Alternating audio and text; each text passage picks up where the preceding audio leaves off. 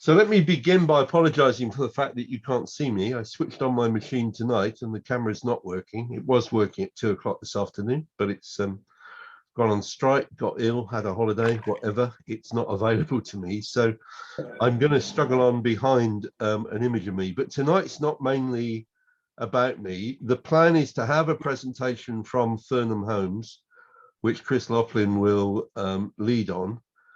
And then there will be questions afterwards. What I'd quite like people to do, if you would, is use the chat to send in questions, because I'll then try and group the questions so that we deal with some of the issues, as it were, together. So issues like the design of the houses, or the mix, or the numbers of 2-bedroom and so on, are things which I would rather cluster together so that we deal with the issues and move on to different issues. We're not, after all, making decisions tonight. We're simply in the position to hear from Fernham Homes about their plans, and also to have an opportunity to ask questions and to get further information from Fernham Homes. I might add, for those of you who haven't twigged this, I was quite slow to twig it as well, that this particular area for housing development was originally agreed in bearing fruit, so it's part of the current local plan rather than the next one. But I'm sure, Chris, you'll explain that background once you start. Is everybody happy that Chris kicks off for Fernham Homes? Yeah. Over to you then, Chris. Perfect. Thanks, Harold, and that's a nice introduction, and thank you to everyone who's taken the time to join us on what is a cold and wet Wednesday midweek evening for this presentation. I'll just start by introducing myself and colleague Matthew on the call, and then I'll run through the presentation, and then we'll take questions at the end. So first of all, I'm Chris Lockhead, Development Director at Fernham Homes. And I'm Matt Dennis, Design Manager at Fernham Homes. Matthew W. Yeah, I'm Matthew Woodhead. I'm a planner at DHA Planning, having been involved in this area of the world for quite some time now, with the Vincent Trust originally, and then I helped the first Crest application, not the current one. I've also been a resident of Faversham and a resident of Kent, so I know the site extremely well. Thanks, Matt. Cool. So, guys, we'll kick off. So just to start with, just to give everyone a bit of background and a little bit about Fernham Homes, just before I start, everyone can still hear me okay and no issues? Yeah, you're fine, and the images are fine on the screen, Chris. Yep. Brilliant. Okay, thank you. So Fernham Homes were established in 1997. We're a local business based in Tunbridge in Kent. Our background has been building a number of homes for a number of years, typically at the smaller scale end of the developments, anywhere between 4 and 50 new homes. And over the last couple of years, we've been ramping up our business with a target to become a medium house builder operating across the whole of the Kent area. Our brand has been built on an excellent track record of building high quality new developments, and we're really proud of the reputation that we've built over the years of our operation. That's predominantly been focused in the western part of Kent, closest to where our headquarters are. But as I say, we've got quite aspirational growth plans to increase the number of homes we build per year to around the 200 homes per annum mark. But we want to do that whilst retaining all of the brand principles that we're established on in terms of the quality homes that we deliver. So just why Fernham different to perhaps some of the other people that are developing in and around Faversham? And I'm aware from Harold that I believe a public event was hosted by the Duchy of Cornwall, who have got an extensively large development that they're proposing, and is a draft allocation in the local plan review. So we're a privately owned business. We've got a local focus, and the important part of that is about the number of jobs that we create through our supply chain and our direct labour force. So we employ a huge number of people directly on site via our contracting business. And also we buy all of our products wherever possible from local builders, merchants and trade suppliers. We really care about legacy. So as I said, we've got a really good track record for building high quality developments, and that's really the strength of our business and the way that, and the model that we operate on. And we see that legacy continuing around placemaking, the type of open spaces, the landscaping, the environments that we create, which leads into, you know, our real attention to detail on our design focus. So really carefully crafting bespoke, locally renowned and local and taken aboard of local vernacular. We're very much focused on delivery, so our commitments and what we set out, and being honest and upfront about what we can do and what we can't do. And then when we say we're going to do it, we're driven to get on and deliver those schemes that we put forward. We really believe in proactive and transparent engagement with all of the stakeholder process, hence by doing events such as this, but it's all the way through everything that we do. So we'll come on to tell you about the discussions that we've been having more widely in the lead up to development with Swale Borough Council, with Kent County Council and the various departments within there, and now we're going through sort of a series of resident consultations, and we've seen the town council and the local ward members, etc. So we take engagement really seriously, and we're keen to receive feedback on the proposals that we're putting forward. And just the final point about us is obviously we're a small and medium-sized enterprise, and the government had recognised the importance of those to support housing delivery in their ambitions to deliver their housing targets. So just to clarify, I think maybe this may not be such a point for some members of the public for this meeting, but just a bit of clarity around the various land ownership. So we're working in partnership with one of the landowners that has a land holding as part of the much wider Eastern Faversham expansion. And as Harold referenced in the introduction, the piece of land that we're talking to you about tonight, the vast majority of it, which we'll show on the plan in a second, is allocated in the existing bearing fruits plan, which has been adopted. But just so that everyone's got a bit of flavour about the Vincent Trust, they're actually a long-standing trust that spun off a farming family with deep roots into the Faversham area, and historically have been berry fruit farmers. In actual fact, from the capital receipts that they obtain on a yearly basis, they invest 10% of that back into the local Faversham community. And there's a number of examples which are up on the screen, which spans anything from schooling into local support groups such as Citizens Vice, Age UK, the cricket clubs and the Scouts groups, and then also some other local businesses and charities such as the Finvola Centre, which is on Love Lane, which was adjacent to the main part of the site. So a little bit about our vision for our site. So we're really keen to create an integrated community. It's one of those really key points when new development is proposed, and it's making sure that the development breathes in and takes account of all of its local vernacular and surroundings, and connects together and provides benefits to, you know, the surrounding area and what it exists within, so that it complements this edge of Faversham. A mixed neighbourhood, so a variety of homes and a wider demographic as well. So some of the things that we'll talk to you about are focusing towards older age groups as well, with a care home that's also proposed. A sustainable location, so we don't talk about that in its purest planning form. The council have assessed that this site is a sustainable location, but what we're talking about there is how the site then connects with transport routes, how we then allow people to connect to the open countryside, how we integrate uses which create a sustainable travel pattern for those existing areas. We're keen to provide this development with community benefits. So there's lots of those things that we'll talk to you about tonight, and we'll sort of summarise those at the end.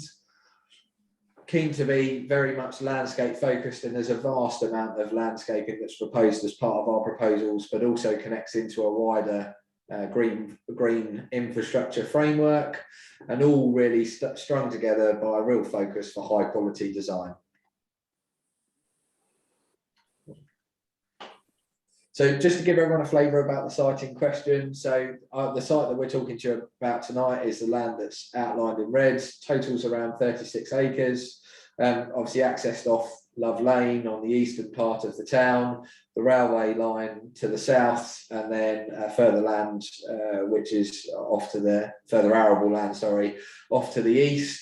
The northern boundary forms part of the earlier residential development that's currently being constructed by Crest Nicholson, which is accessed again off Love Lane and Graveney Road.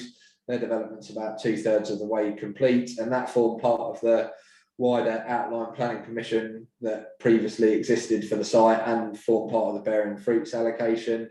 And then the sort of rectangular land that sits just to the north and to the east of our boundary, as Matt's indicating on the screen for me now. I think that certainly the society and members of the public may also be aware that that's I guess the best way to describe it is a phase 2 for the Crest Nicholson development, which is subject to a live planning application at the moment, and that will all become clear when we show our proposal in due course. So just for those who may not be so familiar with the context of the site, there's a couple of photographs just to take people through. So moving top to bottom and left to right, the first one is the public right-of-way that's accessible through the site from Love Lane. Second one obviously being the bus stop, which is pretty much immediately outside the site entrance on Love Lane. Picture to the right of that is walking along the public right-of-way, which crosses east-west, connecting Love Lane with the field parcel next door. The picture on the bottom left-hand corner is looking towards the railway bridge back towards the A2. The picture next to that is within the site boundary looking towards the Crest Nicholson development under construction, and the picture to the right of that much of the same. And these images really are all from just within various different parts of the site, so all within the site boundary of where development is proposed. So just moving on to understanding a little bit about the site and some of its opportunities and constraints and how that's formed some of the proposals that we're being put forward. You'll see some of the context coming together now, where the black and white housing image or layout image that's to the north of the site, that's the Crest Nicholson development, which everyone would have been able to see in the past few images, which is under construction. Thank you, Matt. So just working through the various opportunities and constraints of the site. So talking about topography and land contours and what that means for development proposals. So roughly across the site, there's about 11.5 metre fall from the furthest corner in the southeast all the way to the northern boundary adjoining Crest Nicholson. And there's a particular viewing corridor, which is the yellow tunnel, which is running sort of from the east through to the northwest boundary, and that connects with the St Mary's Church. And there's actually a viewing corridor along the public right-of-way route, which is dashed by the pink line, which my colleague Matt's highlighting on the screen now, which has been identified as part of the original landscape visual impact assessment, and also by the council as being a key viewing corridor to protect. So we've had a look at a way that a proposal can be formed in order to sensitively respond to that. As I've just mentioned and Matt highlighted, we've got the existing public right-of-way which connects east-west through the site. There's also a further public right-of-way which runs just to the north of the railway line, which hopefully Matt will just indicate in a second. Thank you. Which provides a connection back towards the town centre and the train station. The existing hedges are highlighted through the site. They're important green infrastructure. They're the sort of green linear areas, and where possible we'll seek to retain those. There are some areas which are proposed for removal and replanting, simply just because they don't have the lifespan suitable for development, and they can be improved, and we can encourage better biodiversity by replacing them with more native species rather than arable species or arable type species that were there. There's a constraint of an overhead power line which was previously visible overground, which Matt's highlighting on the screen now, which has been undergrounded, but there's an associated easement for that. We've obviously got the existing development, which is Windermere, which is located off to the west immediately opposite our access. We can see that there's one principal vehicular access which was highlighted, and that was identified by the council in their local plan and in the previous planning permission. And we've covered off the railway line. And one point that we've highlighted up on the proposal is due to the wider proposals that are planned for Eastern Faversham, and again they'll make sense with a bit of context in a different diagram in a second. We're proposing a connection corridor to make sure that the development fully integrates with whatever may happen off to the east in the future by another landowner. So just to recap, and Harold, thanks, I think you did touch base on this just in your introduction. So moving again from left to right, the site at the moment is allocated in the adopted local plan. It's allocated for employment-led development, as well as additional residential development, and it did have a part allocation on the land that Crest Nicholson control for a primary school and also open space. And then there was an area of land which was reserved as sort of future expansion, is the wording in the planning policy, for further employment land. So that was the Bearing Fruits local plan that's adopted, and is the policy basis that is currently active and we're operating under at the present. Moving on to the diagram in the middle, I appreciate the master plan slightly small, so apologies for that, seeing that on the screen. That is the master plan that was prepared by Vincent Trust when they submitted their outline planning permission back in 2014 for the site. And as we've said, the northern part of the site has been developed out by Crest Nicholson. And the uses that were proposed on the southern part of the site are predominantly commercial uses. I'll come on and give a bit of background as to why we don't think that those uses, having carried out a period of marketing, are right for the current employment land market, and why the site might need to be considered in a slightly different way given the wider framework that's going on. Just on the outline planning permission, obviously that covered the entirety of the site, including part of the land that we're talking to you about tonight. Now, the council deem that the residential element of the scheme has been implemented, but planning permissions come with a time period for implementation, and in this case that was 3 years. Now, the period of time that the southern part, the area of development that we're talking about, that wasn't implemented within the 3-year time period, so the council considered that to have been lapsed, hence there's no outline planning permission in place. So, you know, the precedent falls back to the adopted local plan. So moving then forward, obviously the council did consult on a Regulation 19 local plan review with a master plan for Eastern Faversham, which I'm sure many people on this call will be familiar with, that looks something like the diagram in the top right-hand corner. More recently, the council have actually gone back to a Regulation 18 stage as part of their local plan process, but that's sort of the most recent planning piece of information that we see for this part of the site. What's consistent is the employment allocation on part of our land. A small area of it has changed to include part of the 10-hectare education campus, and we can provide a bit more further detail on that on further slides. So this proposal just talks about a little bit about our project team and how we've looked at the wider allocation and how things may come together. I don't particularly tend to dwell on this slide too much, save to say that we think that as the master plan for Eastern Faversham develops, we think there might be a slightly different way, given the plethora of uses that are provided in the wider area, may or could be looked at in a slightly different light to provide a more sensitive and connected, cohesive development. Of course, that's safe to say, not one for this meeting, but whether that development even comes ahead, it's got a long journey ahead of it, as it needs to go through its various public consultation stages and in through the inspector. So just touching back on the employment land that was previously permitted under the outline planning permission, that I said, following a period of marketing, has led us to have another look at the employment land that may be required. So to give everyone a bit of a flavour of what was permitted, there was a a hotel, about 100,000 square foot, which is absolutely enormous.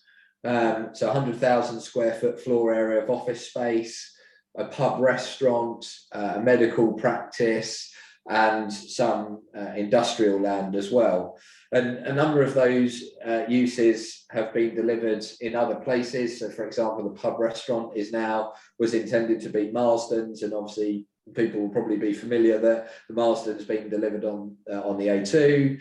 The hotel that was intended has been delivered on the Perry Court development, and in a response to COVID, there just isn't anywhere near demand for 100,000 square foot of office space in this location. So we've been working quite closely with the Borough Council's economic development team, which are the people that are in charge of employment development, and also with a local commercial agent to really identify what we would consider to be deliverable, market-facing, job-generating employment uses, which is really what the allocation is all about. It's about providing places for people to work, people to run businesses, and making sure that it gets delivered.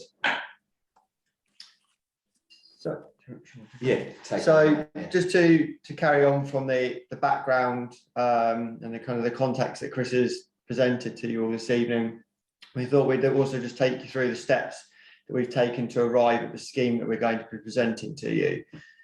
So, working with a design team that consists of architects, civil engineers, highways engineers, a landscape team, ecology, and various other consultants, we initially looked at various options of how we could respond to the various constraints and opportunities that Chris described to you previously.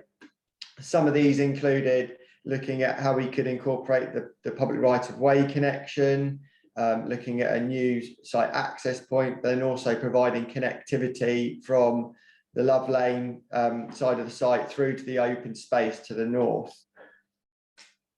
Those early sketches evolved to something loosely similar to this framework that you see in front of you now, whereby we had a largely open space to the north of the scheme, which is abutting the crest scheme that's being built at the moment that Chris has previously described. We're offering 2 vehicular access points into the site, whilst also providing a green finger through the site, which offers a connection through the site for the public right of way.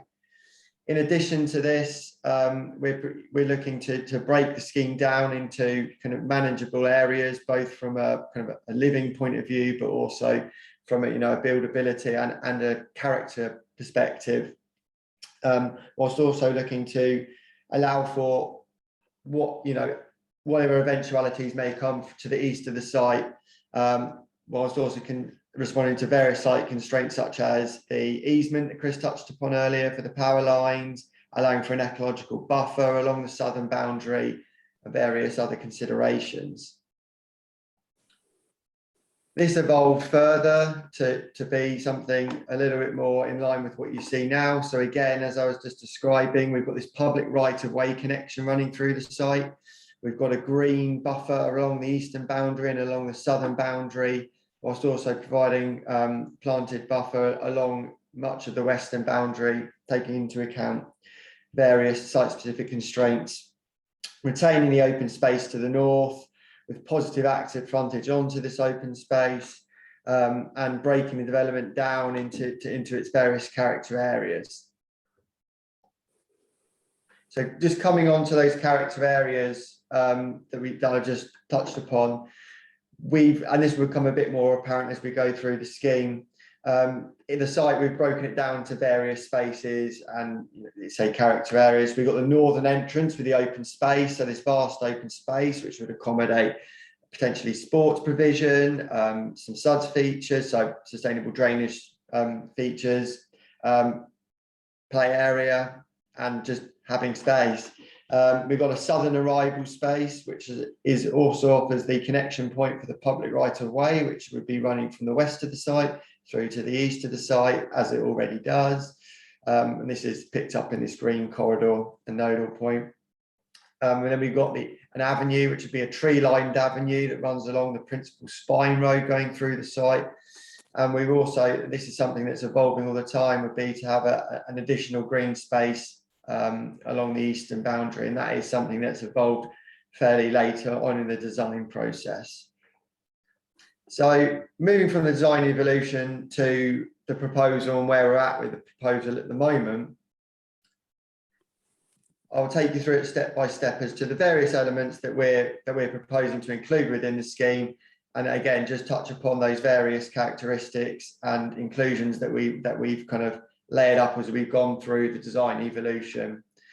So the scheme, as Chris has touched upon, it's not a solely residential scheme. There are various different elements to it. So if we start with those, and then we can move on to the residential element, and we can move on to the components that go with that.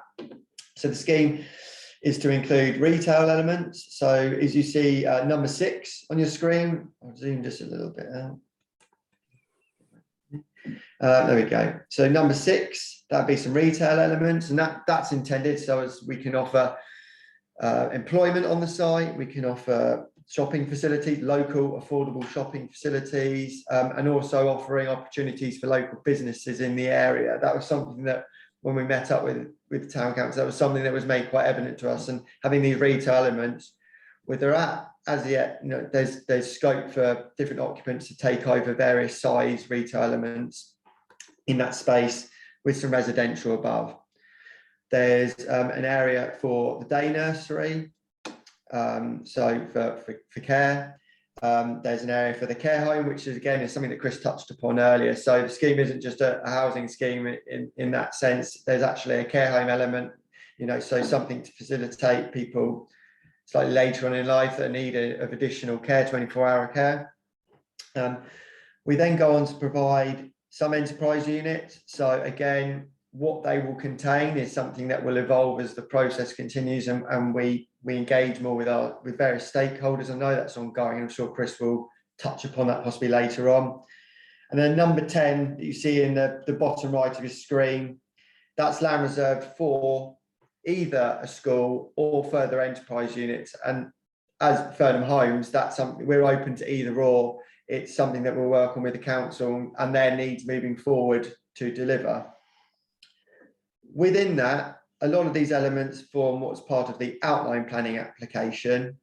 The detailed planning application, part of the planning application, is the area you see in the yellow dash, with the exception of the day nursery. So what we propose to bring forward as part of an application in detail would be for the residential part of the scheme you see within the dashed yellow line, together with the retail elements that I touched upon in point number 6. This would then be followed at a later date, depending on timings, by further residential, which is this area that I'm circling with my cursor now, together with the various uses that I've described to you previously. And just to give everyone a bit of context as to why we're looking to do that. So in terms of some of the uses that Matt's referenced there, the retail occupiers, the intention is that one of those units will be a convenience store, so something like a Sainsbury's local, a co-op, or something of a similar ilk. And there'll be 2 further local units, which would be for local businesses, and they could be a whole plethora of things, but the intention is that they would be retail led. In terms of the care home, I've had a number of discussions with operators in the lead up to putting the plan and proposals together, and we've got a provider who's intended to deliver a 60 bed care home on the site. We're in detailed discussions with the council in relation to how the enterprise land units will come together, but they will range from anything from about 500 square foot through to 2,500 square foot starter units with flexible uses. So it could be anything from someone who, for example, runs an electrical or plumbing business, through to a manufacturing business, through to end of mile storage, a real sort of broad community of commercial uses that would have the opportunity to go in there. And as part of Fernham's proposals, and as Matt highlighted, we would deliver the infrastructure, so the roads and services to those parcels, and then we would partner with a commercial developer who that's their area of expertise, and they would put forward their detailed plans, just as approximately half of the development we're putting forward to you today. They would put those forward and they would be reviewed by the council under what's known as their reserved matters. And yeah, as Matt's very well addressed, in terms of the primary school land, which is the land in grey on the plan, that's born off a number of discussions with Kent County Council and with the Borough Council, where we want to provide the council with the flexibility in the decision making for it to decide where on the wider Faversham allocation the primary school goes. We obviously note that in the local plan review master plan, part of our land is allocated to deliver a 10-hectare education campus. We're obviously only part of that.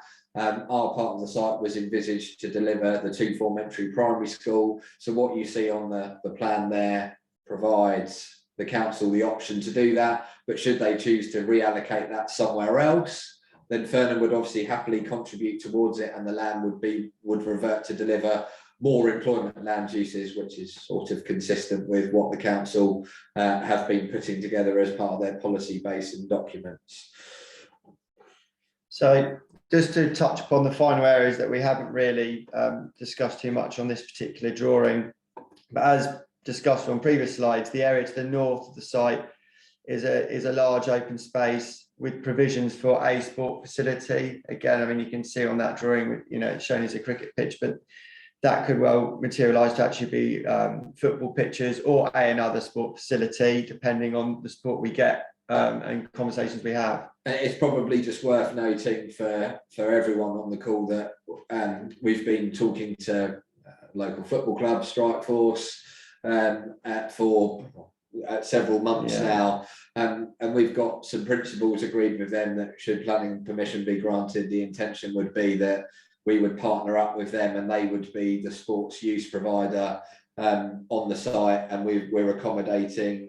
We've got 3 football pitches. So the area you see that's shown as a cricket pitch there could actually also accommodate a 9x99 football pitch and 2 7v7 football pitches, and that's something in response to what their needs are. And that would be accommodated with a changing facility. Yeah. Now the challenge is, you may be wondering why we're not showing that on the plan, but at this stage it's not something that Strikeforce can commit to. They need to seek some funding from the Football Association and other sources, so we've agreed to leave it off for now, but with a sort of commitment of intent from both parties to work together should the site achieve planning permission. That's all I have to say. Sorry. And again, just a final few points on the scheme. So we're proposing to introduce a play area within the open space. The 2 number 4s you see there, that's indicative of where we have some attenuation basins, and essentially they're just drainage features so that we consume our own smoke in terms of the drainage of the scheme, so as to mitigate any potential impact we would have upon the wider area. We're dealing with our own the drainage of our scheme within our scheme, so that it doesn't have any effect upon existing residents and the surrounding area.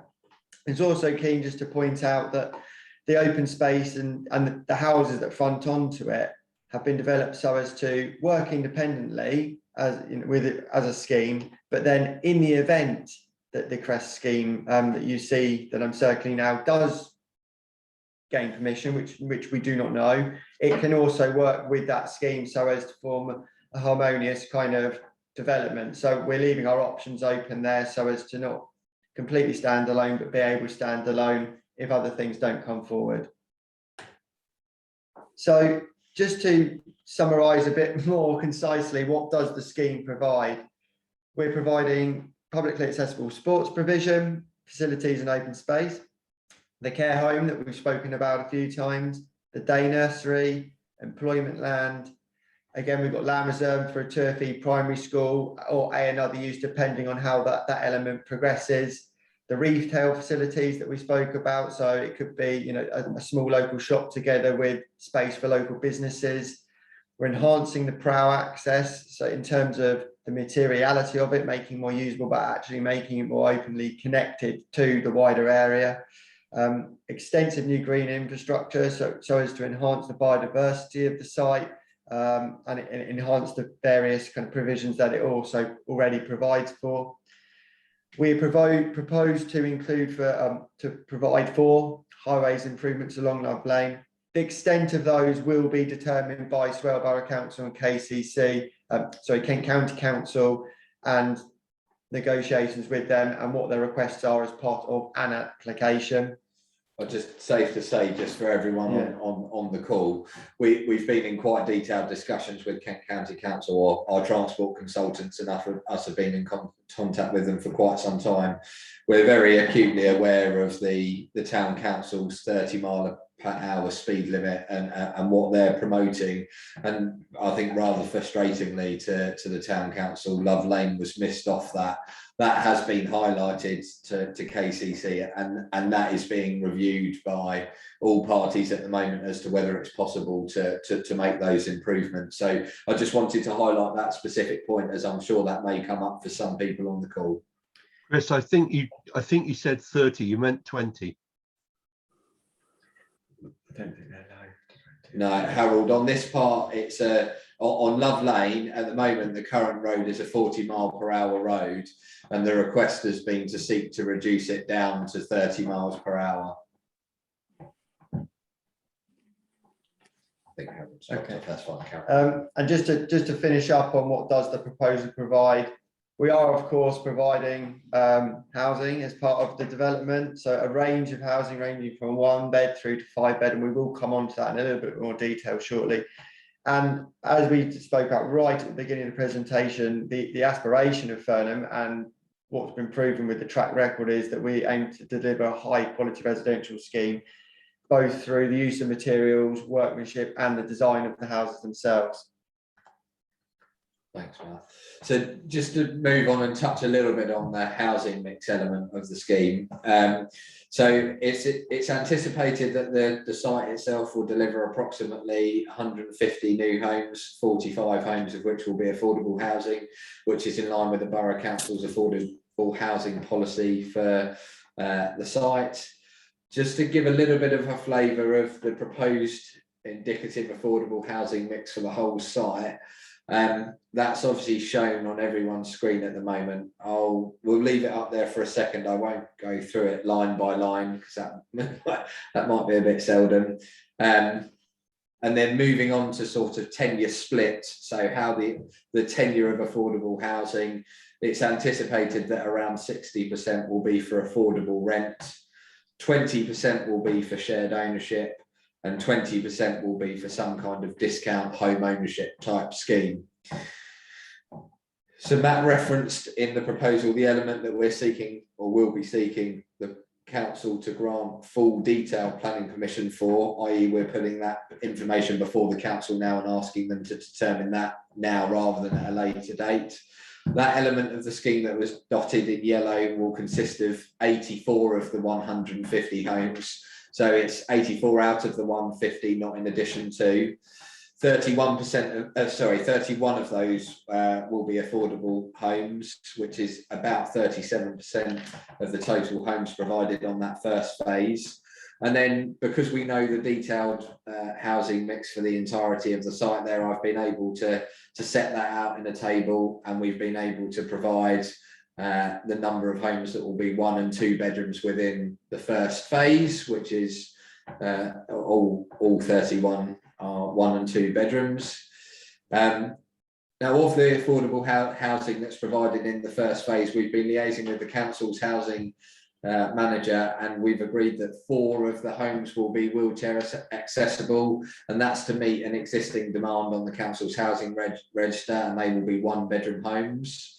And then all of the other affordable rented homes throughout the whole of the scheme will be wheelchair adaptable, and that's to cater for future occupancy requirements as non-able bodied persons may move into those properties, so they can be adapted so that they can be used by a wheelchair user.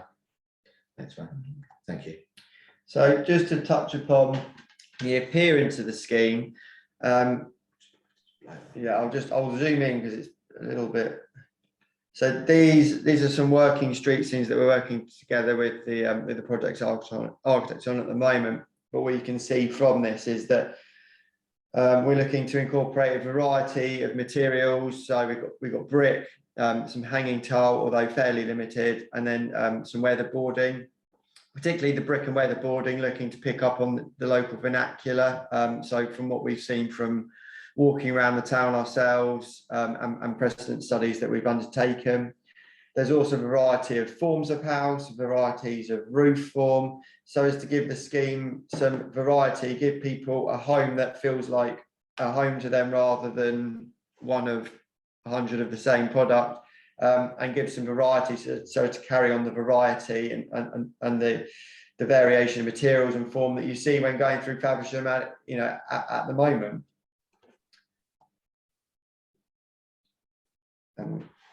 So just to summarise, this is the final slide. The benefits of the scheme: significant employment, land and facilities that we've spoken about through the retail elements and the enterprise units, etc. Significant open space, green infrastructure, so as to enhance the ecological benefits of the scheme, and that is also to include the sustainable drainage systems that we touched upon very briefly.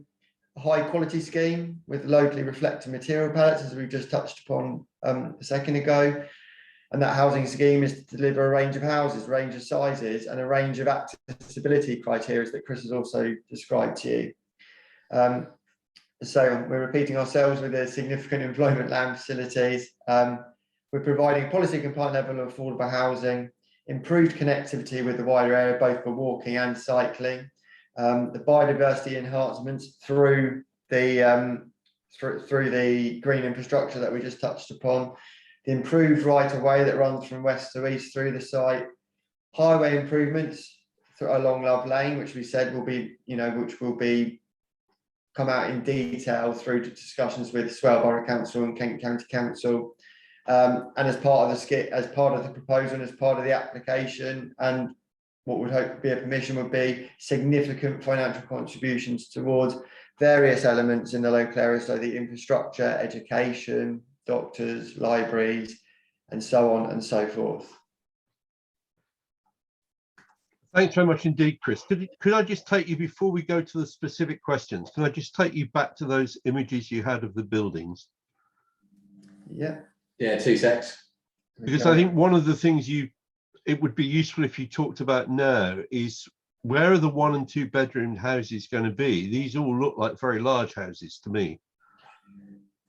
So Harold, just to the ones we've unfortunately we just took a sample of some of the elevations that have been proposed, but you're right, some of these that you're seeing are predominantly three beds, and there's some 4s in there. There are 1 and 2 bed units. They are predominantly apartments and maisonettes. Yeah.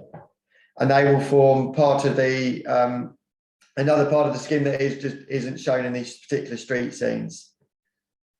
Could you just describe what they're going to be like, Chris, even if you just give us kind of, as it were, a word sketch of what the designs will be? How are the maisonettes and the 1 bedrooms related to each other, for example? Harold, just what Matt will do, Matt will just drop off sharing his screen, and we can show you some of the images of the units that came in today, just whilst we're all here together. I think that would be very helpful, Chris, and then we'll go to the questions which are coming in.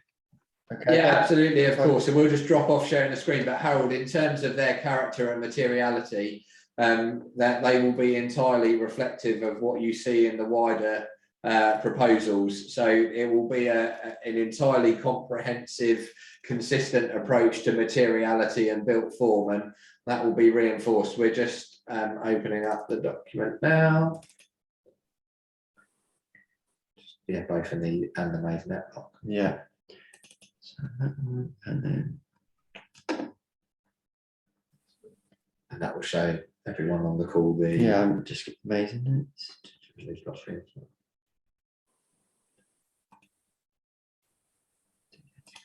Just while that's going on, what I propose then is to ask the people who've sent in chat questions first, if they'd like to verbalise those questions, and then there's quite a lot of messages coming in. So yeah, okay, Aaron, we're going to we will pop something back up on the screen now. So Can everyone see what we've got up on the screen now? There it is. It's there now. So forgive us, as you can see, this is a bit of a work in progress. So there's a big gap there that isn't actually a gap. But if we just zoom in. So as I touched upon when I was describing, when I was talking about the site layout, these two units would have retail on the ground floor. So as we talked about the local, a local shop, so it could be a Sainsbury's local, a Co-op, etc. And then this particular block would have, it's got some further units which are for another use, a retail use. It could be a local business, etc. So just to kind of bring us back into context of where these sit. And then you can see, so the material palette, even more so from these, we took precedent from other parts of Faversham. So again, looking at the weatherboarding, brick, the wharf buildings with the strong gables and the openings within the weatherboarding elements.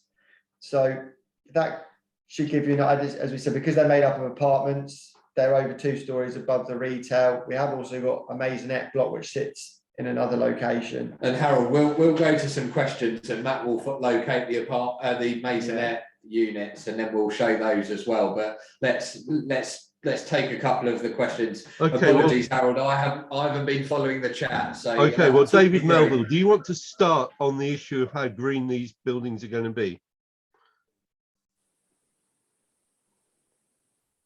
David, just to let you know, you're still on mute. Yep, there we are. Thank you. Yes, you didn't mention at all about, I mean, what you seem to present was sort of bog standard housing. It's particularly topical, but by the time we have all this built, it'll be very topical.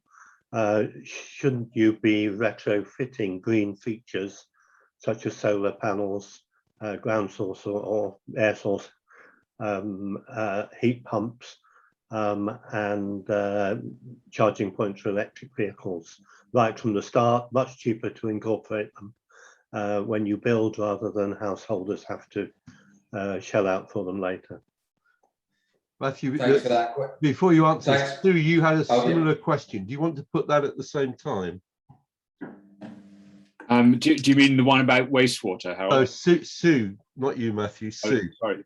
Okay.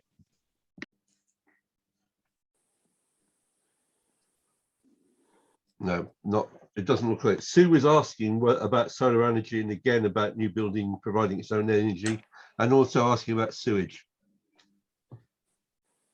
Okay, Harold, I'll take the renewable. Harold, I'll take the renewable energy points before the sewage, because I haven't got sight of that one. But David, just to respond to the point that you raised, the way that we assess building fabric is about building sustainability into the building materials and the products, and making the home and the building products, the ones that you necessarily can't see. So floor insulation, wall insulation, the thermal performance of its windows and doors, its ventilation properties. That's where we focus, and we build in excess of building regulations in order to achieve a more sustainable and highly efficient home. Things like photovoltaic panels is something that we'll consider as part of our renewables and energy statement, and there will undoubtedly be a commitment to deliver an element of solar panels and photovoltaic panels on the scheme as part of our development proposals, in order to create or to generate sustainability properties for the scheme. In terms of electric vehicle charging, they are built in as standard to all of our homes. So every house on this development will be provided with its own vehicle charging point. Just to pick up finally on the point around air source heat pumps, I know that is a hot topic. It's something that's evolving and changing at the moment. We're doing a lot of research into it, and during the life of this development, it may well be that a number of the homes are built in with air source heat pumps, but the technology that's available right now to construct with air source heat pumps on a scale to build the number and quantum of homes that we're looking to provide, that the technology, the supply chain, and what else you need to do with the building fabric. So i.e. we need to be having to put underfloor heating in, etc. There just isn't the quantum of delivery. It's an industry issue, but something that the industry are all working together, and we're completely alive and acute to the issue. But our focus is delivering around within the building fabric that will be there forever. Can we go then to the sewage question, Chris? Yeah, I missed it, Harold. Sorry, what was the question? It's simply, are there any sewage concerns? And you'll know that in Faversham there's a lot of concern about the wastewater treatment works. Yeah, apologies. Thank you, Harold. So in terms of the proposal for the development, we've been in consultation with Southern Water. We've identified a point to connect. The way that development works in more recent years is under something that's known as an infrastructure charge. So every new home that is built will contribute an amount of money to Southern Water, who are the sewage network provider in the area, in order to improve the infrastructure, in order to mitigate its impact of development. So any houses that will be built will have a contribution towards improving infrastructure to make sure there's sufficient and adequate capacity in the network. And Southern Water won't permit us with a connection to their network if they believe there to be a capacity issue. Matthew, do you want to ask your biodiversity question? Yeah, sure. So thanks for the presentation. When you talked in one of your slides, I think, about enhanced green infrastructure, does that mean that you'll adopt and you accept the proposed 20% biodiversity net gain target that's proposed in the draft local plan? And if so, how will you achieve that net gain? So we've done an extensive amount of work with our ecologists and with our landscape architects, Matthew. So the intention is the open space area to the north. The suds ponds will provide biodiversity improvements. The top of the basins will be lined so that there will be suitable habitat for invertebrates. We're creating a large swathe of wildflower meadow planting, and there'll be areas of scrubland that will be provided on site. We'll be reinforcing the ecological buffer to the south of the railway line. We'll also be creating an absolute series of new hedgerows that will run and connect into the existing green infrastructure on site, which will more than compensate for the hedgerows that are to be lost. As Matt referenced through his presentation, we'll be delivering avenue planting all the way through that main spine road that works through the development. We'll be incorporating features such as bird and bat boxes onto new houses. There'll be reptile hibernaculum, which are homes for invertebrates in the open space areas. And the intention will be to deliver a significant net gain on biodiversity through those proposals. Matthew, is there anything else you want to ask? And one of the key issues around biodiversity is, and I've just put a similar question up around footpaths. What happens on the site is one thing, but connectivity with surrounding areas of countryside and so on is really important as well. So it's great to have that infrastructure within the site, but looking at it more widely, making sure that there are corridors for movement of wildlife onto the site and through the site is also important, and that goes for pedestrians as well along that east-west footpath. And so it would be really good to know a little bit more about whether that footpath could be enhanced as a wildlife corridor, not only within the site, but also in particular out to the east, towards the east. And I appreciate that it's not part of your particular scheme, but just to have some thinking along those lines would be really helpful. Yeah, so Matt, in our scheme, we are at the request of Kent County Council, the existing public right-of-way will be improved within the area that we control. So it will be formalised into a footpath and cycleway at 3 metres wide to provide that connection. We have then decided through our own design ethos, in order to sit a green landscaped area alongside that, which will provide, it's got suds in it, so it's got swales, so it's got drainage properties. It will also have wildflower meadow planting, so that that whole public right-of-way strip is a connectivity corridor for both pedestrians and cyclists and ecology, to connect the two tree belts together in with the wider green infrastructure that surrounds the site. So a lot of work has been done in order to establish where the green infrastructure framework is, and to make sure that we protect as much as it as we can and we enhance it. Okay, thanks. We've had some other questions from CG. I don't know if you want to ask your questions, or shall I ask them for you? No, that's fine. Thank you. I'll ask.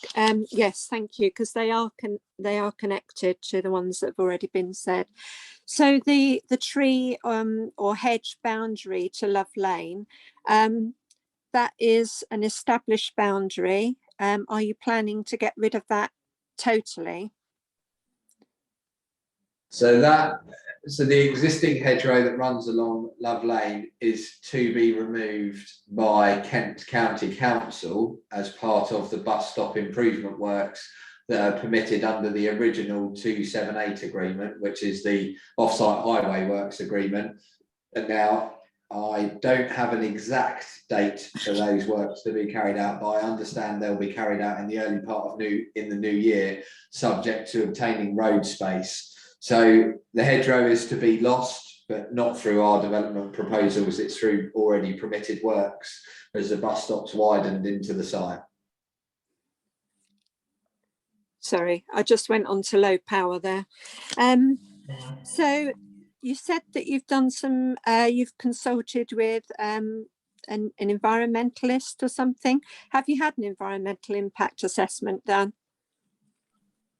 For the size of this development, an EIA, an environmental impact assessment, is not required, but it is. There are a whole host of other documents which would feed into that. So a landscape visual impact assessment, an ecological appraisal, and also the arboricultural report, which are the key documents that really feed into that, as well as considering impacts of air quality through construction and post-construction. All of those documents are considered alongside a habitats regulations assessment, which will be required and will be submitted as part of the application. Okay, so as part of the original application that Crest Nicholson have already built part of, was there an environmental impact assessment carried out for that? Do you know? It was so it's the same thing. So it looks at the same things, but there are and Matthew Woodhead will definitely be able. I'm not going to pretend to be an anorak and know the exact requirements in those, but Matthew will be able to confirm the exact threshold. But this development doesn't achieve that threshold, but it looks at exactly all the same issues and has them in various standalone reports rather than putting them into one environmental impact assessment. Because my argument would be that because of the Crest Nicholson development, that any wildlife on that site that could move over would have moved over onto your bit of land potentially. So now your bit of land would be more environmentally rich and biodiverse than perhaps it was before. So that has been assessed by our ecologists, and broadly speaking, because the site is intensively farmed, it has low biodiversity and ecological properties other than the tree belts and hedgerows. The tree belts and hedgerows are rich and diverse. The Crest Nicholson application, actually, we're aware that there was a Reptile Receptor site established as part of that proposal, which still, the way that you mitigate impact on any protected species as part of development is you create an area that has reptile fencing around it. You leave that in situ whilst development's constructed, and then when development's completed, you allow wildlife to integrate back into the newly created infrastructure. Obviously, at this moment in time, the Crest Nicholson development is still under construction, so that receptor area is still there. Right, and the green spaces that you plan within your application, can you guarantee that they'll be protected?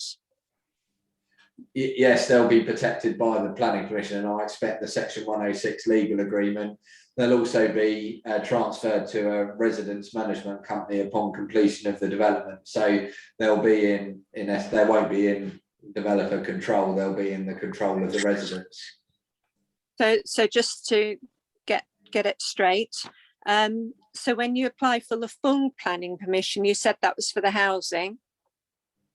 Will that incorporate the green spaces as well, such as the the recreational areas? Yeah, it will do. And apologies if that wasn't quite clear. That will still include that in outline format. So we're asking for the principle with the master plan that will show those open spaces, and we'll expect the council to link the delivery of housing together with receiving details for that and implementation of those green space areas. And we're absolutely committed to doing that. If I'm entirely honest, the only reason why the landscaped area isn't coming forward in detail is because of the uncertainty around the sports pitch provision, and Faversham Strike Force just need a little bit more time in order to approach the Football Association and one other public body in order to see if they can obtain funding for their changing rooms. Otherwise, we would have been bringing forward the landscaping proposals in detail. It's probably worth also explaining, you're probably all aware of what a detailed application is and what an outline application is. You may not have heard the term hybrid, which essentially brings them together. So it's one planning application. Some bits are in outline, some bits are in detailed. Chris, I don't know if you're able to comment on the grade of agricultural land you're going to build on. Well, Harold, that point has already been considered by the Borough Council as part of its allocation of the site in the Bearing Fruits local plan. Because obviously the site is already allocated for development at present. But it is currently agricultural land, isn't it? It is currently agricultural land, yes. It's relevant because there's a growing issue in the town about building agricultural land, which is not only related to the one that everybody's worried about. Most of the building going on around Faversham is on agricultural land. And it's just worth us all remembering that. Yeah. Oliver, you've been very, very patient in waiting to ask your questions. But you have to put the microphone on. Thank you for your presentation. Some simple questions. Love Lane, who asked for Love Lane to be reduced to 30 miles per hour? The whole of Faversham, bar Watling Street, is 20 miles per hour. That came out as part of a pre-application meeting with Swale Borough Council, and it's ultimately we have to work within the parameters of what Kent County Council will agree to, Gulliver. So again, anything is possible, and we're happy to put suggestions forward, but we ultimately don't make the decisions as to what happens with speeds of adopted public roads, etc. Okay, would you be able to help in making it easier for people to cross Love Lane? Because currently it's a nightmare to cross it, and the bus stop is all on its own, and I see people taking their life in their hands to just get to the bus stop. And so that people can easily get to town. I'd like to see perhaps a pedestrian crossing or two across Love Lane, something which helps A, reduce the traffic speed, but B, very importantly, allows children and all sorts of everybody to get into town, to get to the schools and so on and so forth. Yeah, the proposals will be brought forward with a crossing point from the existing public right-of-way from the eastern to the western side of Love Lane to connect into the existing footpath network. So, okay, changing slightly, if I may ask, if it were today, how much would a 1 and a 2 bedroom house cost? That's something that we don't look at in any great detail at this moment in time, Gulliver. It will depend on when the site's launched and when it's marketed and what tenure it is and all those other kinds of well, that's why I said, that's why I prefaced it by saying if it were today, because I did ask the same question of the Duchy and they were able to give me a figure. Because the word affordable to me, I find a very difficult word. Any house is affordable to to people who have the money. What we have in Faversham is a lot of people who are being driven out of Faversham at the moment because who have lived in this town for many, many generations. They can't afford to stay here. And we really need some houses, and at not the defined formula for affordable either purchase or rent, but we need things which people really and truthfully, can we use the word cheap? Not nasty, but cheap housing. But I leave the thought with you. It's a very important one because otherwise it's not affordable. Gulliver, I don't know how widely that view is shared by everyone on the call this evening, but well, let's do a vote. Let's do a vote. Look at the thing. Look at the thumbs going up. I think it is shared. That's very interesting. One of the points that I would sort of urge everyone to do when applications come forward is that one of the things that we are talking about bringing forward something called discount sale, which is a perpetuity discount to market value for people like first-time buyers. So that home would be available in perpetuity for a first-time buyer in order to allow people to obtain home ownership at a discount to market value. So that kind of tenure will certainly help with ensuring that happens and is deliverable and offers a different tenure to Faversham, because I'm not aware of any of the schemes at the moment that are offering that are being delivered. Jonathan, do you want to come in quickly? I just feel, if I may say so, that you should take this point Gulliver raises very seriously. One of the very important things about Faversham is the mixture, or historically the mixture of people who live here, all sorts of backgrounds and degrees of wealth or poverty. It makes our place so special, but it's also an extremely delicate piece of social fabric. And you will find much more support if you're providing effective, for your application, if you're providing effective accommodation for people who really need it. Gulliver's dead right. Matt, sorry, Chris, when we looked at those houses, you said we'd come back and maybe look at some of the designs you've got, show where the 1 and 2 bedrooms are. I mean, I think most people in Faversham would say that. I will come to your question, Hannah, sorry. Just want to go back to this first. Yeah, that's fine. Chris, let me just explain the issue to you. Sorry. We've had an awful lot of 3 and 4 bedroom houses, and in fairness, some people have moved out of central Faversham into 3 bedroom houses. Local people have moved out. People have then moved in from outside and pushed up the price of those 2 bedroom houses to the point where people locally can't afford them. And one of the reasons for that is there's simply not enough of 1 and 2 bedroom properties. So, for example, you could sell a 4 bedroom house for a price which won't enable you to buy a 2 bed. And I think one of the things that your scheme has is a lot of 1 and 2 bedroom properties in it. I don't think you've really talked about that, Chris, as much as you probably ought to do, because I think that would be interesting for people to hear. And then Hannah will come to your question after that, if that's okay. Yeah, no, that's a fair point, Harold. Obviously, we've been trying to keep the presentation with a little bit of pace, conscious of timings, etc. But if you look at that phase 1 proposal of phase 1, 37% of the phase 1 homes are 1 and 2 bedroom properties. That's quite a significant proportion of the mix that are there and that's proposed. Matt's just dropping up on the scheme, on the screen, sorry, the proposal for the maisonette 1 bedroom style units, which are shown there.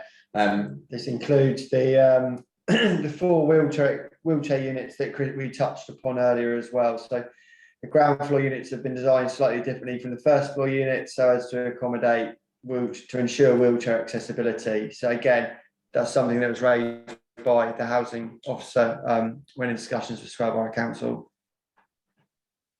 Hannah, can we come to maybe your questions? Actually, you've got 2, I think. It's only one. One was the comment just about not being able to afford mortgage deposits, but that's another story. So Thank you for your presentation. It's been really interesting, and it's nice to hear that there's going to be 1 and 2 bedroom houses, because on the housing needs assessment that was definitely a need. I was just wondering, as part of the Faversham neighbourhood plan, we've looked at the concept of having tenure blind streets, and I wondered whether the mix of the houses are going to be very obvious or whether it's a tenure blind situation. No, that's certainly something that we do as absolute standard, Hannah. All of our schemes are designed to be entirely tenure blind. So the same materials externally, the same front doors, the same landscaping, same parking arrangements, etc. So you wouldn't, that's something that we definitely don't endorse, not having something that's tenure blind. I think what you just said, Chris, to make sure it's clear to everybody, is that you do build tenure blind. We do. Yeah. Absolutely, Harold. You had a double negative in there, and I didn't want people to be. I think I've covered all the questions which have been raised, but if I've missed anything, could you stick your hand up or shout at me or something? Dennis, yes, sorry, you did have a question and I haven't asked it. Dennis, yes, off you go. You're on mute, I think, Dennis.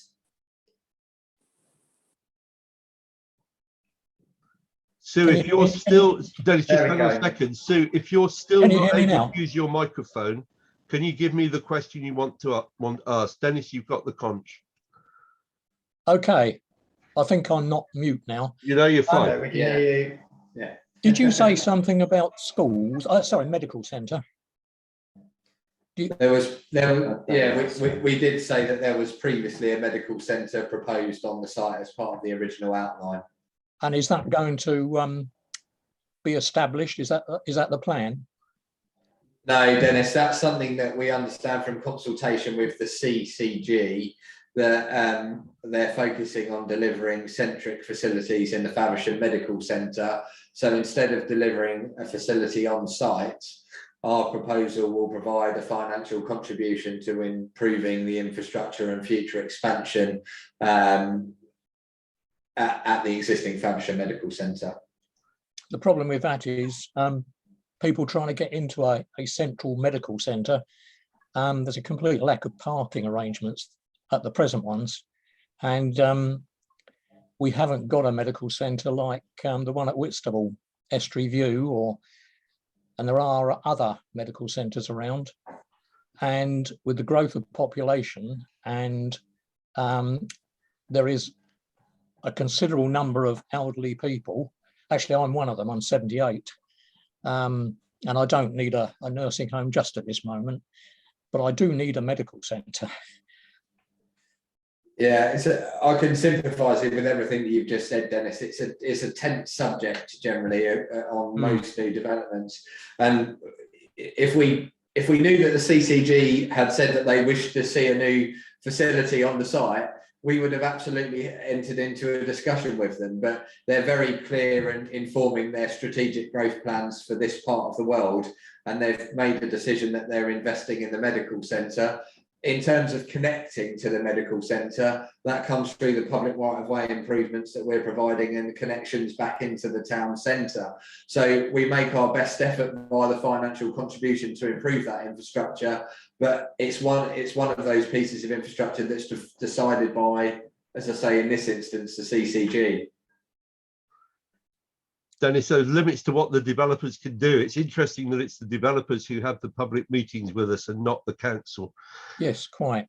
Can I come to Sue's question, which is about archaeology and historical remains on the site? I don't know, presumably an archaeological review has been done, Chris. Yeah, a desktop-based assessment has been done and will be submitted as part of the planning application. We expect that there'll be some local interest finds around the Love Lane end, so the process that happens is the desk-based assessment is submitted with the planning application. It's usually then conditioned, and there's a written scheme of investigation which sets out how the archaeological search will be carried out on the site. That's approved by Kent County Council's archaeologists. The work's then taken place. Obviously, any finds are dealt with or taken away and stored, or whatever is agreed in the WSI with Kent County Council. And then it clears the development for archaeology in order to make way for development to commence. No physical construction will take place until that archaeological clearance has taken place. Ben, could I come to you next? You've got two very different questions. One about hedgehogs, which might be a nice light question, and then you've made some comments on affordable rent. Yeah, so first and foremost, yes, having discount market purchase housing is a nice idea to an extent, but as Hannah has already laid out, that relies on people having the mortgage deposit, which is very unlikely, given that private rents in Faversham require a 3-bed home is £1,500 per calendar month. A nurse's salary take home per month is £1,600. The council tax is 200 quid. Do the maths, they're already at minus 100 and they ain't bought any food or lecky yet. So there's the chance of them building a deposit, no hope. And by putting in discount market homes, you actually reduce the quantum of affordable rent homes available on a site. So that's just a point that needs to be borne in mind with any development. There is always a compromise on the affordable levels. If you give in to more discount market or shared ownership, you reduce social rent and affordable rent properties. Do bear that in mind. But on a more positive note, is the development going to include hedgehog highways and the other elements that have been raised in the free developer guide produced by the British Hedgehog Protection Society? And I've included the link there for you. Yeah, thanks, Ben. Typically, our fencing that we install does include hedgehog holes to create the hedgehog highways. So, yes, we're more than familiar with the guidance that you've put up. Chris, I'm not sure if you realised how long you were going to be here for, but there's just 2 more questions for sure, and there may be others. But let me put the 2 to you. One of them is predicted traffic movements as a result of the Crest site and your own onto Graveney Road. My guess is Kent Highways haven't told you yet. So our transport consultants have done a considerable amount of work with Kent County Highways. The development was previously assessed for its much wider capacity. Obviously, we can't forget that it did previously have outline planning permission, and at that time the impact of its highways were considered, and as I say, they were assessed at that moment in time. The development that's now proposed as a revision to that we're bringing forward actually results in a lesser impact in movements and trips generated from the site on a daily basis than the previous outline planning permission did. So there's a betterment which will be detailed within our report, and that's generated in accordance with the housing mix that's proposed, the type of employment mix that's proposed, and standard industry guidance in terms of generating trips for that. So there'll be a betterment from the proposal that's considered.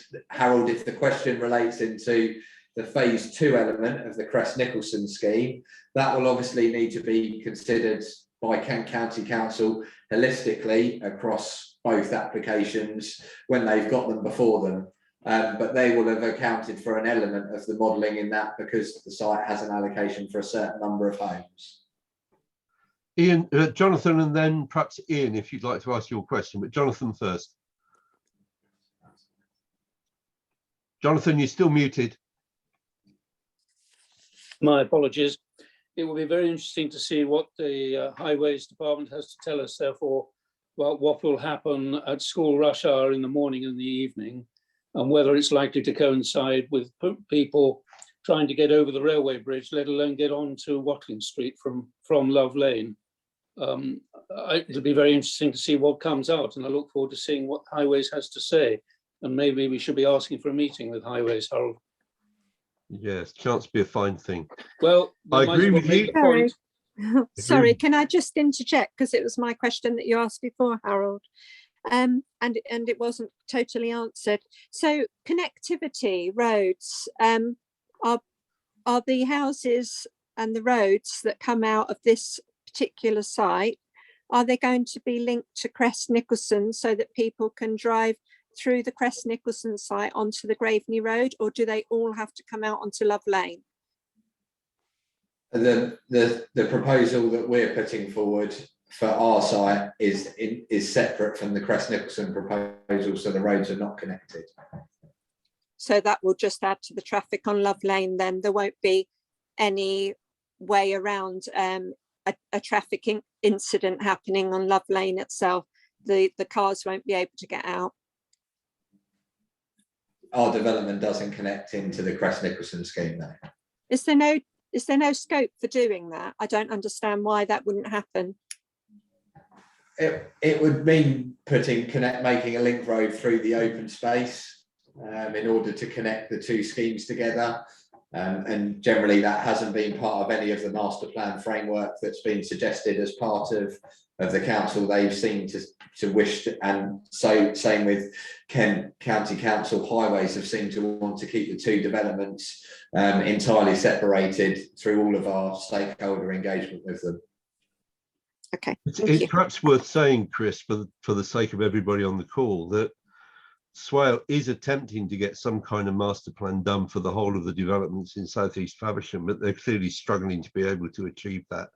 And it's not just around the highways. There's a whole series of issues about the siting of various other public buildings. But really, that is the responsibility of Swale and KCC. Ian, I think you've got the last question. Oh, is that some sort of privilege? Yes. Thank you. I think it's it'd be really interesting to see whether they even want to answer it, but it's a good question. Well, it's just, sorry, thank you very much for the presentation. I actually have enjoyed, listening to the discussion with everybody. Chris, and particularly, I think for you, there's been quite a few comments on the chat about sort of other developments around the town from sort of David Wilson and Crest Nicholson, some of them positive. But actually just aware that with your particular perspective, you might be able to sort of draw out how you'd characterise the differences now that you're at Fernham, having been at the other two. Sorry, Ian, you broke up particularly just how I'd characterise, and then, sorry, I didn't get the last bit. The differences you see now that you're at Fernham compared to the other two. I think, Chris, what he's asking is whether you can indicate what's going to be different about yours and therefore better than the others. Is that right, Ian? Sorry, yeah, sorry, Ian, struggling to hear you on that last point. That's fine. Got it loud and clear from Harold. Thank you. Genuinely, I believe that our approach to materiality, we invest in a far better palette of materials than perhaps some of our PLC peers. Our craftsmanship in the way that we construct homes, we generally care in the way that we put our homes together. Our investment in the hardscapes, the landscaping and the maturity of it in order to bring the place together will set ourselves as a tone aside from our PLC peers. And our reputation and our track record sets that out itself. We're a multi-award winning developer. We've been recognised for being the best small house builder at the Watt House Awards. We've recently won a number of awards at the Evening Standard Awards for the types of homes that we deliver, and that's all locally in Kent because that's where our business is. So alongside what you see in our flesh, and for anyone who wishes to come and see some of our developments, I'll be more than delighted to receive contact and for us to come and walk around some of our live and completed developments so that people can immerse themselves and experience the quality for themselves. Chris, I think, if I may, I'm going to wrap up now. I think most of the questions have been covered. I think there's still a degree of disquiet about the amount of solar and new green energy that's in your buildings, but I think you've addressed the question. Somebody has asked why it's still possible to build houses with gas boilers. I'm puzzled about that too, but that's to do with government building regs. Chris, I'd just like to say a really big thank you for this, and to make the point to everybody that this is all now on the public record. This is going to live on the Faversham Society website for the foreseeable future, and Chris and his colleagues knew that when they participated in these discussions, and that's a degree of commitment to delivering on the promises they've made tonight that we don't always see from developers, many of whom are still not exactly queuing up to talk to us at all, and certainly not to be involved in a public meeting like this. So, Chris, a really big thank you to you and your colleagues for being as open as you have been. I'm sure there are lots of people still on this call who wish you'd said more and perhaps some other things as well. But a really big thank you for what you've done tonight. It's much appreciated. And obviously I'll send the link to you and to all the people who've been on the call. But a big thank you. I don't know if there's anything you want to say in final conclusion, Chris. Just Harold, to thank you for being a great host. Thank everyone for their contributions and for taking some time out of their evening to listen in and provide us with an opportunity to present to you. Harold, if you'd be so kind that if anyone here has got any follow-up questions that we haven't quite got to or that we've missed, if you send those through to me, I'll make sure that you get a response that can be, I don't know what's the best way, but it can be posted alongside the video. Yeah, we'll put it up on the website so that everybody sees whatever people ask Bob a supplementary. Yeah, we'll do that. Yeah, that's absolutely fine. But yeah, Harold, just thanks to you and everyone once again. Okay, thanks very much, everybody. Hopefully we'll do guys. another one with another developer soon, but we have to wait for them to volunteer. Thanks, Harold. Thanks, everyone. Harold, thanks, everybody. Thank you. Bye. Bye. Bye. Oliver, can you just hang on? Chisel, ta-ra. Thanks, Ben.